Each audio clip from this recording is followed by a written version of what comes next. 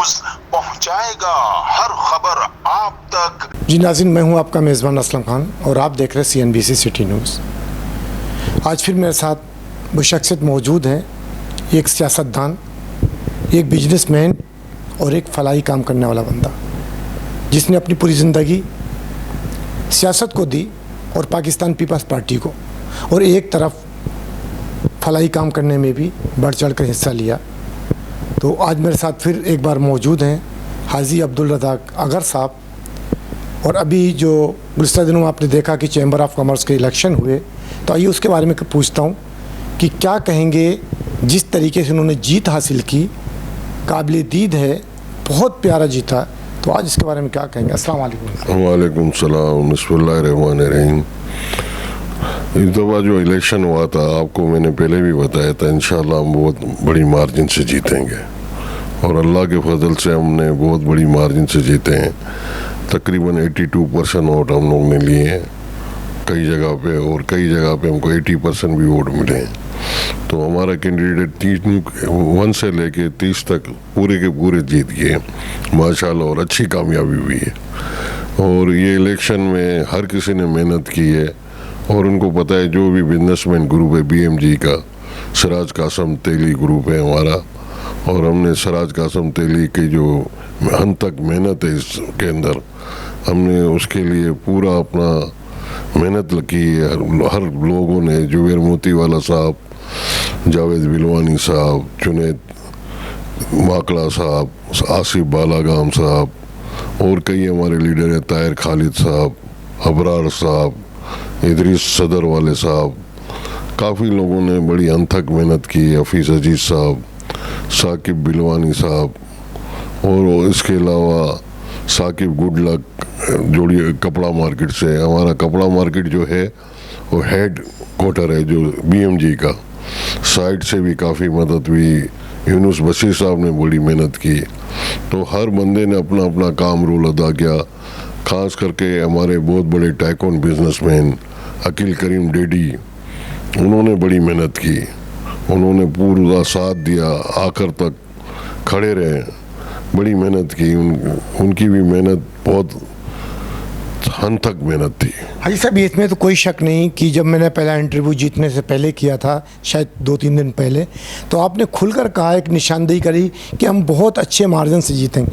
तो ऐसा लग रहा है कोई आपके पास कोई औसेब, जिसको हम कहते हैं मक्कल, तो नहीं पाले हुए, जिससे आपको पता चल चुका है कि आया वो हम जीत जाएंगे।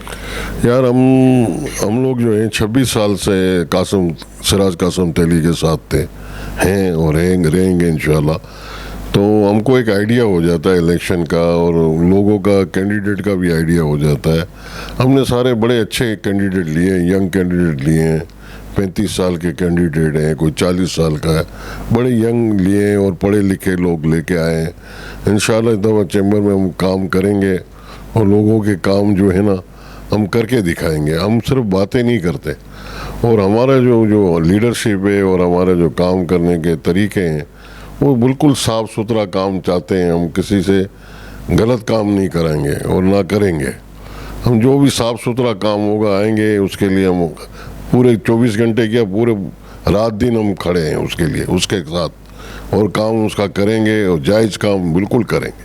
ये तो हमें एक वही चीज़ याद आ गई जो कि आपके पीपल्स पार्टी मंजूर मसान साहब थे, जो ख्वाब देखा करते थे, और ख्वाब देखते थे, फिर सुबह मीडिया पे आके बोलते थे कि ऐसा होगा। तो ये तो यकीनन बिल्कुल ऐसे ही हो गया। आपने कहा कि हमारे जितने भी कैंडिडेट थे उन्होंने बड़ी मेहनत की, तो क्या आप समझते हैं कि जो आपके मुखालिफ थे उन्होंने मेहनत नहीं की क्या? यार उनके साथ जो था ना मसला, उनका सिर्फ ईगो का मसला है, और उनको पता है कि चैम्बर जो है कोई कराची का चैम्बर नहीं है, कुछ ये लोग कोई चंद मार्केटों का चैम्बर नहीं है। चैम्बर बहुत बड़ा चैम्बर है, पूरे कराची का चैम्बर है। हर जगह इंडस्ट्री है, कोरंगी इंडस्ट्री है, साइड इंडस्ट्री है, न्यू कराची है, काफ़ी इलाके हैं। अब चैम्बर बहुत फैल गया है। 16,500 हज़ार वोट हैं, कोई छोटे वोट नहीं है। वोटिंग की कास्टिंग कम पड़ी है, मगर वोटर बहुत हैं। ये चंद वोटों से कोई इलेक्शन नहीं लड़ा जाता। खामो खाम किसी को टाइम वेस्ट करना। अच्छा खासा एक BMG काम कर रही है कई सालों से, और उनका काम नज़र आ रहा है लोगों को। ऐसी बात नहीं है कि कोई इस तरह कोई वोट नहीं देता, काम देख रहे हैं, काम करने वाले लोग हैं और सारे बिजनेसमैन हैं, अच्छे लोग हैं, ख़ानदानी लोग हैं, समझे ना। लोग क्वालिटी देखते हैं, क्वांटिटी नहीं देखते। तो सही कहा आपने, क्वालिटी देखते हैं, क्वांटिटी नहीं देखते हैं, और यकीनन इसमें कोई शक नहीं। लेकिन आप जीत चुके हैं, क्या कुछ हुकूमत पे भी प्रेशर देंगे कि उन गरीबों का भी कुछ भला हो? देखो, चेंबर ऑफ कॉमर्स से जो हम करेंगे ना, हमारा बहुत अच्छा इस वक्त प्रेसिडेंट है जावेद बिलवानी, उन्होंने अपना चार्ज भी संभाल लिया। मैं उनको मुबारकबाद देता हूँ, समझे ना। और हमारे जो सीनियर वाइस प्रेसिडेंट सब ने चार्ज संभाल लिया है, समझे ना। इंशाल्लाह आज इनका पहला दिन था और वो काम करके दिखाएंगे। मैं इंशाल्लाह आपको इतना बता दूँ कि जावेद बिलवानी में अच्छा टैलेंट है और अच्छा मेहनत की है उसने और हाईएस्ट वोट लिए हैं, क्योंकि जुबैर साहब के साथ वो बिल्कुल साना बसाना चल रहे हैं और काम करने वाले आदमी ने, ख़ानदानी आदमी ने, बिजनेसमैन है और काम को समझते हैं। तो इंशाअल्लाह जो लोगों के काम होंगे जो हम कर सकते हैं, हमारे जो चैम्बर के हुदूद में जो काम होंगे ना, वही कर सकेंगे हम। जैसे इम्पोर्ट है, एक्सपोर्ट है, दूसरे मसाइल हैं, वो हम कर सकते हैं टैक्सों के। हम चैम्बर में आपने ये टैक्स के और जो अभी ये भी अगर कंट्रोल कर लिया तो काफ़ी हद तक कुछ गरीबों को भी इस पे मदद मिल सकती है, इसके हवाले से। देखो इंशाल्लाह गरीबों का जो रोल है ना, वो अवामी पार्टी करती है, जो पीपल पार्टी है इस वक्त सिंध में। मैं उनको भी कहता हूँ कि अब गरीबों का ख्याल करो। इलेक्ट्रिक बहुत महंगी हो गई है, चीज़ें बहुत महंगी हो गई हैं, हाथ से निकल गई है। अब लोग बहुत ही परेशान हैं, उनका ज़रूर ख्याल करना चाहिए, क्योंकि हालात ख़राब होते जा रहे हैं दिन ब दिन। कि इसकी वजह से जैसे बारिश इस दफ़ा आई है, उससे भी रोडों का बहुत बुरा हाल हुआ है। कई जगह पे रोडों के अभी तक रिपेयर नहीं हुई है, वो भी करें और रात दिन एक करके सब चीज़ें सही करें, रास्ते खोलें लोगों के। पानी बिजली का जो प्रॉब्लम है उसका मसला हल करना पड़ेगा। इस वक्त सबसे बड़ा जो प्रॉब्लम है हमारे यहाँ, बिजली बहुत महंगी होती जा रही है दिन ब दिन, उससे आदमी जो है ना काफ़ी अजियत है। इसके लिए कोई आपको बड़ा सलूशन ढूंढना पड़ेगा, बिजली सस्ती होए। क्यों बिजली सस्ती नहीं होगी तो लोग का जीना हराम हो जाएगा। और इस वक्त टेक्सटाइल का भी बहुत बुरा हाल है। मनु ग्रुप जो है बहुत बड़ा ग्रुप है पंजाब का, वो सारी टेक्सटाइल बेच रहा है और काफ़ी हद तक बेच चुका है, और अभी काफ़ी और जो हैं थोड़ी बहुत वो भी बेच रहा है। तो इस वक्त टेक्सटाइल का भी बहुत बुरा हाल है, समझे ना। क्योंकि बिजली महंगी होने से टेक्सटाइल नहीं चल सकती। टेक्सटाइल के लिए बिजली का आपको कोई ना कोई सब्सिडी देनी पड़ेगी या कोई मसले का हल ढूंढना पड़ेगा, वरना इस कंट्री में टेक्सटाइल बंद हो जाएगी। जब टेक्सटाइल बंद हो जाएगी तो हमारी जो लेबर है वो बहुत बेकार हो जाएगी और बहुत बड़ा प्रॉब्लम आ सकता है। एक तरफ आप माशाल्लाह बड़ी अच्छी मार्जिन से जीते हैं, ये खुशी वो है। दूसरे आपके चेयरमैन बिलावल भुट्टो साहब की भी सालगिरह इस टाइम पूरी कराची में जगह जगह मनाई जा रही है, तो उन्हें क्या पैगाम देंगे? मैं बोलूँगा बिलावल को, चेयरमैन हमारे जो बिलावल भुट्टो साहब हैं, उनको बहुत बहुत मुबारक हो सालगिरह। और बड़ा टैलेंट है बिलावल में, बिलावल बड़ी मेहनत कर रहा है बिलावल भुट्टो। मैं यही कहूँगा बिलावल भुट्टो साहब को कि अपने नाना और माँ की नसीहत पे चले और इंशाल्लाह काम करके दिखाएगा। जो भी प्रॉब्लम है हमारे सिंध के और अंदरूनी प्रॉब्लम है, बिलावल साहब को मैं रिक्वेस्ट करूँगा कि लोगों का ख्याल करें और लोगों को चेक एंड बैलेंस करें। जो हमारी नीचे की क़यादत है उनको भी चेक एंड बैलेंस करें, अच्छे लोगों को लेके आएँ और उनसे काम लें। और काम करने वाले हैं दिन रात आपका सपोर्ट करेंगे, समझे ना। बहुत अच्छे अच्छे लोग हैं, उनको आप आजमाएं और उनसे काम लें, तो मैं बोलता हूँ आपको काफ़ी मदद मिलेगी। और लोगों के ख्याल करें, लोगों के मसले हल करें, जिस तरह आपका नाना और आपकी वालदा करती थी, जुल्फ़िकार अली भुट्टो, जो एक बहुत बड़ा नाम है इस वक्त दुनिया के अंदर। इसको मुखालिफ भी मानते हैं, उसको हर कोई मानता था, दुनिया मानती थी। अमेरिका जैसे शहर में भी भुट्टो का एक नाम था, समझे ना। उनकी वालदा ने भी काफ़ी नाम कमाया है। तो मैं ये बोलता हूँ ये जो नाम है आप उसको आगे लेके चलें और उनको इतनी तरक्की दें लोगों को कि लोग आपको भी याद करें।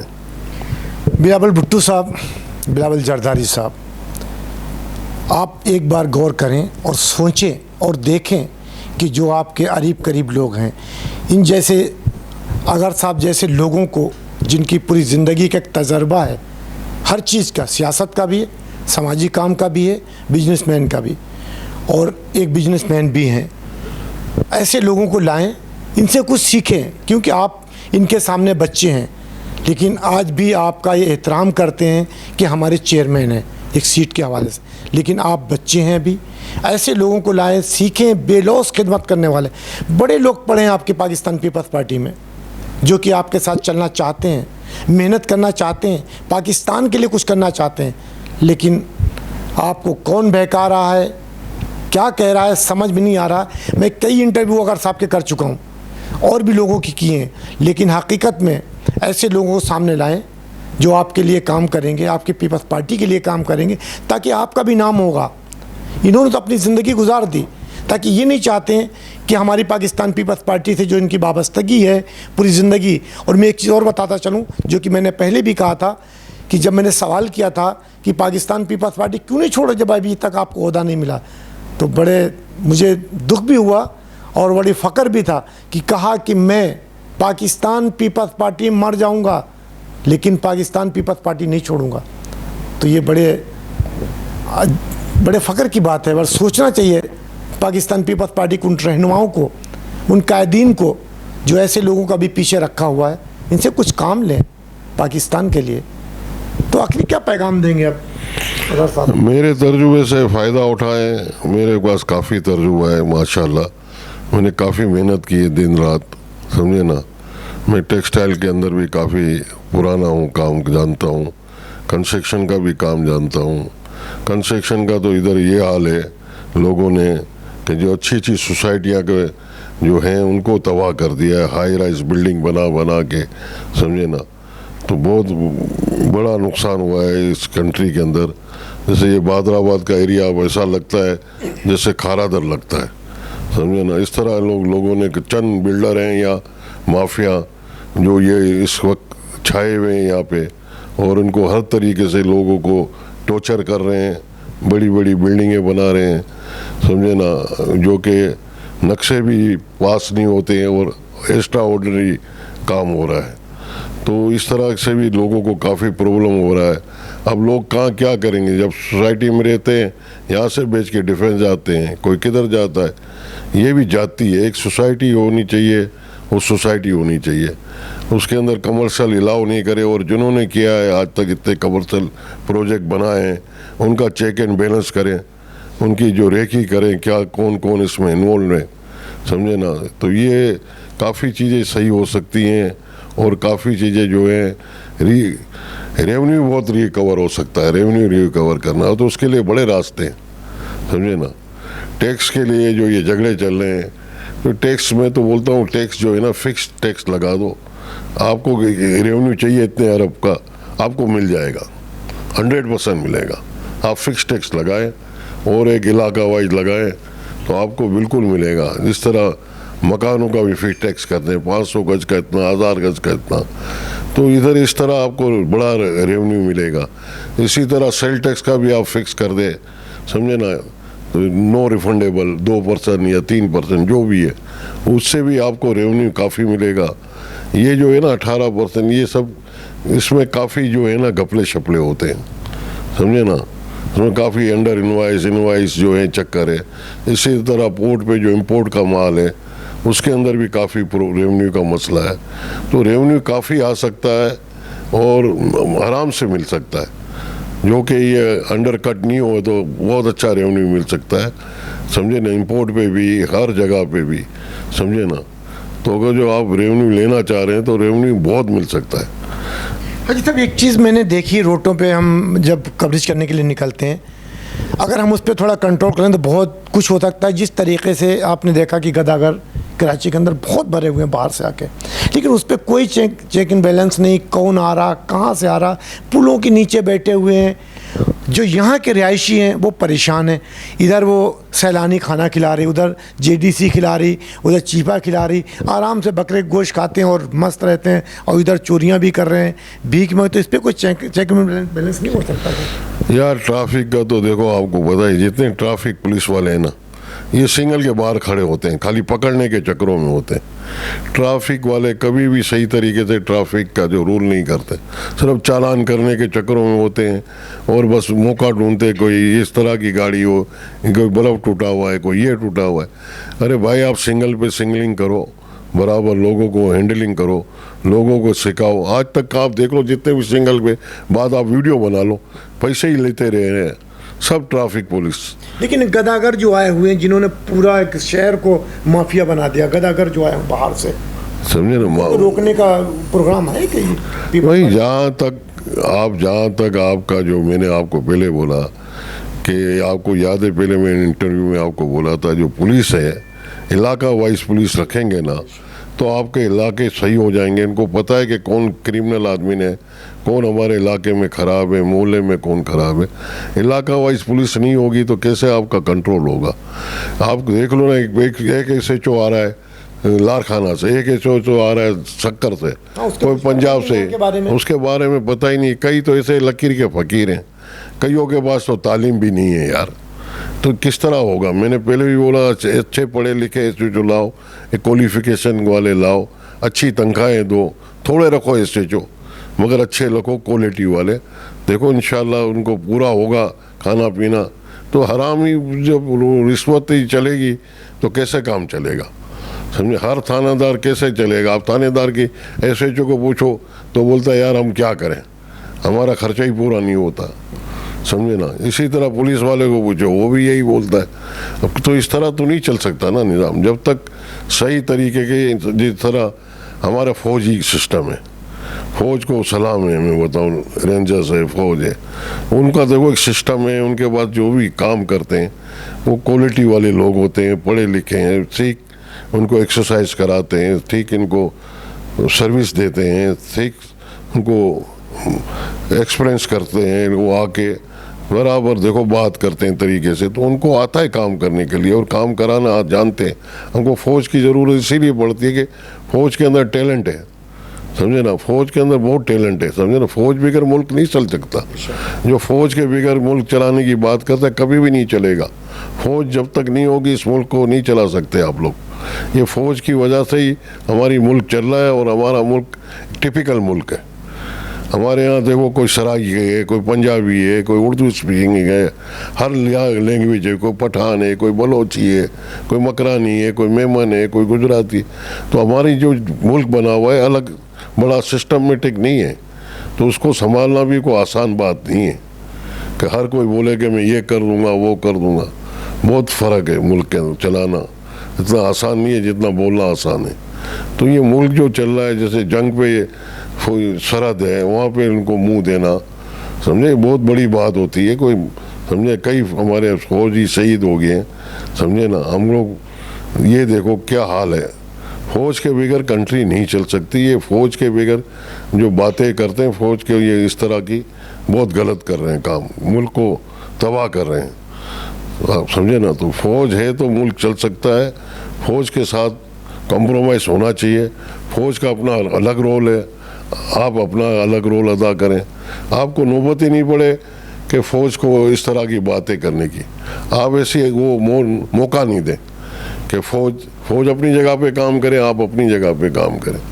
फ़ौज की देखो, अभी फ़ौज की बहुत ज़रूरत है इस वक्त, समझे। मुल्क के अंदर काफ़ी सिस्टम ख़राब हुआ है, आए दिन मुल्क बहुत ही लोग जो है परेशानी कर रहे हैं, रोडों पे घेराव करना, धरना देना, तो मुल्क को नुकसान हो रहा है। लोग दुनिया में देख रहे हैं, जो आना चाहते हैं पाकिस्तान में, पूछते हैं यार तुम्हारे मुल्क में क्या है, तुम्हारे मुल्क में ये हो रहा है, तुम्हारे मुल्क में ये हो रहा है। तो आप लोग क्यों मुल्क के बदनामी कर रहे हो यार। मुल्क इतना अच्छा मुल्क है, इतना अच्छा मौसम है इधर का, इतने अच्छे इधर फ्रूट वगैरह हैं, इतने अच्छे हर चीज़ है, दुनिया की दी हुई चीज़ें हैं, दुनिया के हर चीज़ें। एक इसको सिस्टम को ले आओ, मुल्क को सिस्टम से चलाओ। फिर आपके वो बॉर्डर लगे हुए हैं, आप बॉर्डर से बिजनेस करो, आपकी आधी बीमारी तो ख़त्म हो जाती है कि बॉर्डर से बिजनेस करोगे।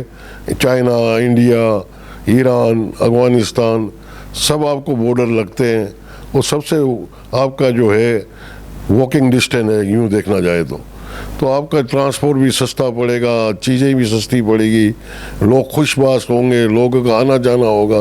अब यार खुशहाली लाओ यार। लोग अगर ज़िंदगी में आते हैं, अल्लाह ताला ने जो भी लाइफ दी है सबको खुशहाली के लिए दी है। आप किसी को अजियत क्यों दे रहे हो यार? लोगों को इतनी अजियत दे रहे हो यार, लोग परेशान हो गए। अब लोग मुल्क छोड़ के जा रहे हैं यार। लोग का देखो, कई लोग चले गए यार, कई लोग। दुबई का क्या हाल है अभी इस वक्त? दुबई में इतनी महंगाई हो गई है, इतनी, जब भी जा रहे हैं लोग, घर महंगे हो गए, हर चीज़ हो गई। पाकिस्तान से निकल रहे हैं लोग यार। आप खुदा के वास्ते ओवरसीज़ पाकिस्तानी को भी सलाम है, वो अभी तक हमारे मुल्क में पैसे भेज रहे हैं और भेजेंगे इंशाल्लाह। उनको भी यार कोई ऐसी फैसिलिटी दो, कोई ऐसी चीज़ें दो कि आके वो इन्वेस्टमेंट करे इनके, समझे ना, तो मुल्क आगे तरक्की करेगा।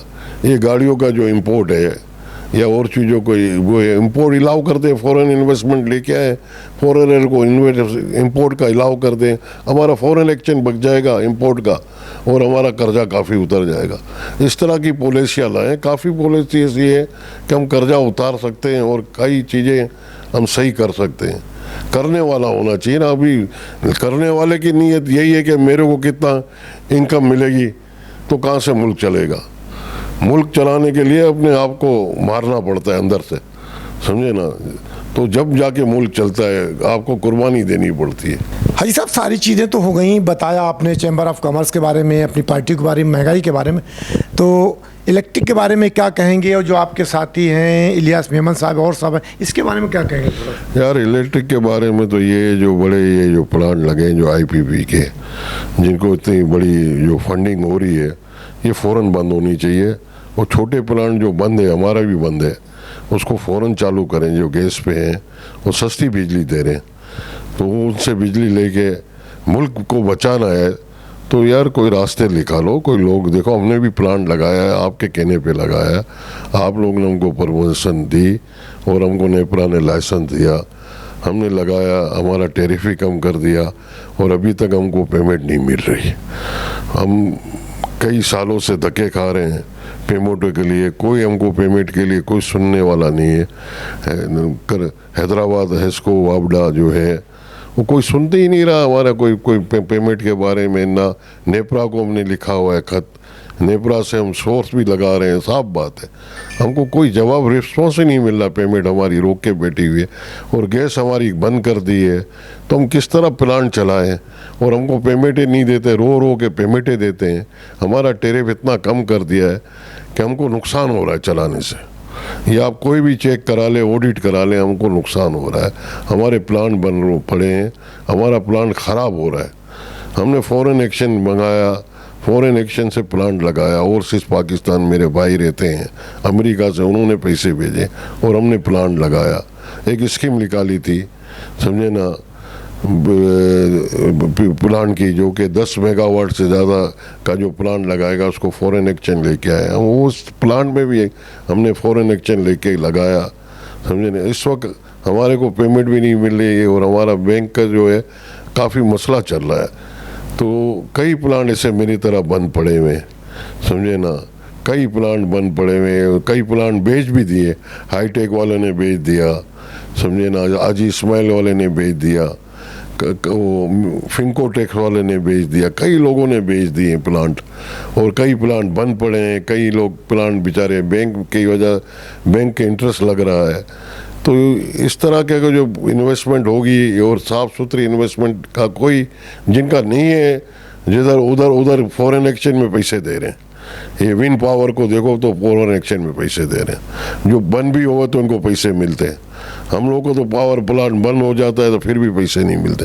हमारा टेक एंड पे प्लांट लगा हुआ है, फिर भी हमको पेमेंटें नहीं मिलती। फिर हमारे साथ इतनी जाती होती है, हमारे ग्रिड में से तार बंद कर देते हैं, क्या क्या करते हैं। हमको इतना लॉस होता है जब ग्रिड बंद करते हैं तो करोड़ों रुपए का लॉस हो जाता है क्योंकि पार्ट ख़राब हो जाते हैं।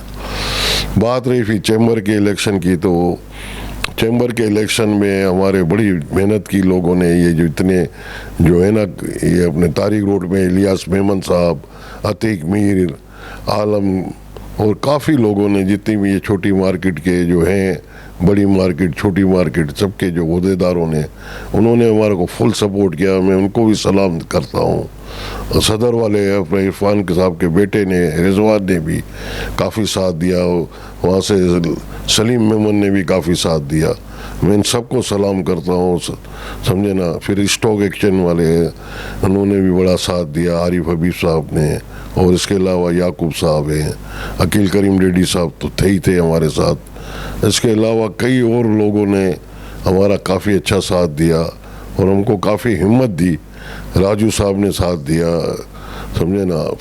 अल अफरोज टेक्सटाइल वाले राजू साहब, उन्होंने भी काफ़ी साथ दिया, और कई अच्छे लोगों ने हमारा साथ दिया। मैं सबको शुक्रिया अदा करता हूँ, समझे ना, उनका। और बहुत शुक्रिया अदा करता हूँ कि अल्लाह ताला ने हमारी इतनी बड़ी इज़्ज़त रखी और हमको इतने अच्छे मार्जिन से जिताया। हम इंशाल्लाह आगे भी इस तरह इलेक्शन जीतेंगे और आगे भी हम काम करते रहेंगे, हम पीछे नहीं हटेंगे। हम सिराज तली के जो हैं सिपाही जो है पूरे मैदान में आ गए थे और फिर भी मैदान में आएंगे, और इंशाल्लाह लोगों को पता चलेगा कि सिराज का जो है पौधा है वो किधर तक जाता है। अब सिराज का बेटा भी आ गया है, उसको भी मैं बहुत बहुत मुबारकबाद देता हूँ, समझे ना। वो सेकंड नंबर पे आया है, तो इंशाल्लाह वो भी तरक्की करेगा। और हमारे जुबैर भाई उसको काफ़ी पॉलिश कर रहे हैं, और भी लोग कर रहे हैं, तो इंशाल्लाह वो भी तरक्की करेगा और सिराज की तरह वो भी काम करके दिखाएगा। जी नाज़रीन, बड़ी निशानदही की हाजी अब्दुल रज़ाक अगर साहब ने कहा कि फ़ौज है तो हम सब हैं, हमारा पाकिस्तान है, और फ़ौज की वजह से हम आराम से घरों में सोते हैं। तो फ़ौज का और अपनी जो भी लाइन फोर्स एजेंसीज़ हैं उनका भी ख्याल रखें, पाकिस्तान का भी ख्याल रखें, और हमें सोचना पड़ेगा। और अभी जो आखिर में कहा कि हमें कुर्बानी देनी पड़ेगी। कुर्बानी एक ऐसा अल्फाज है कि खाली कहते गाय की कुर्बानी देने को नहीं, हमें अपनी कुर्बानी देनी पड़ेगी। हर चीज़ को सोचना पड़ेगा। जब ये पाकिस्तान हुआ, अब इसको बैठकर सोचना है। लेकिन फिर एक बार मैं बिलावल साहब आपसे फरियाद करूँगा कि आप ऐसे लोगों को लाएं जो कि आपकी पार्टी के लिए और इस पाकिस्तान के लिए कुछ कर सकें। इंशाल्लाह कल किसी और नए मौजू और नए मेहमान के साथ आपसे मुलाकात होगी। जब तक लिए अल्लाह हाफिज़। पाकिस्तान जिंदाबाद। इस वीडियो को लाइक करें, हमारे चैनल को सब्सक्राइब कर बेल आइकन जरूर प्रेस करें हमारी न्यू वीडियो सबसे पहले देखने के लिए।